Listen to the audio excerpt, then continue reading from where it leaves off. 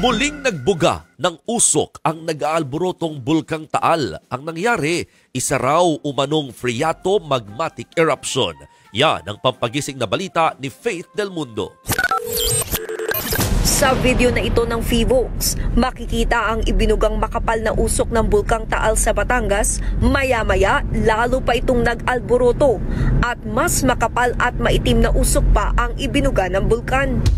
Kita rin sa thermal camera footage ng Fivox ang aktwal na pagbuga ng usok mula sa bunganga ng Taal Volcano. Nakunan din ng ilang residente malapit sa Taal ang pag-aalboroto nito. Ayon sa Fivox, tumagal yan ng 11 minuto.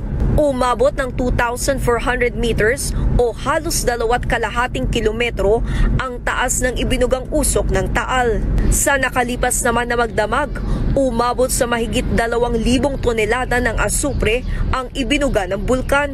Paliwanag ng Fivox, minor phreato magmatic eruption ang nangyari kanina sa Taal Volcano.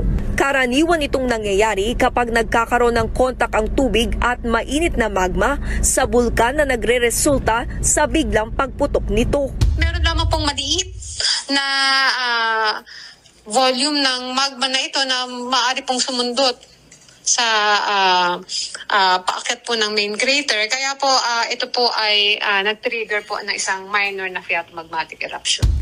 Ayon pa sa Fivox, hindi naman ito kasing lala na mga nangyaring pagputok ng bulkan noong taong 2020 kung saan nagbuga ng makapal na abo ang Taal. Ngayong gabi nga, may mga turista pa ring dumayo sa Tagaytay kung saan matatanaw ang Bulkang Taal. Pag paling po nung side kong ganon, may pumutok pong itim. Itim po siya, tapos hanggang sa malaking, makapal na usok na po. Habang papalayo na po kami, unti-unti naman pong nawala yung usok po. Sa ngayon, nananatili pa rin sa Alert Level 1 ang Bulkang Taal.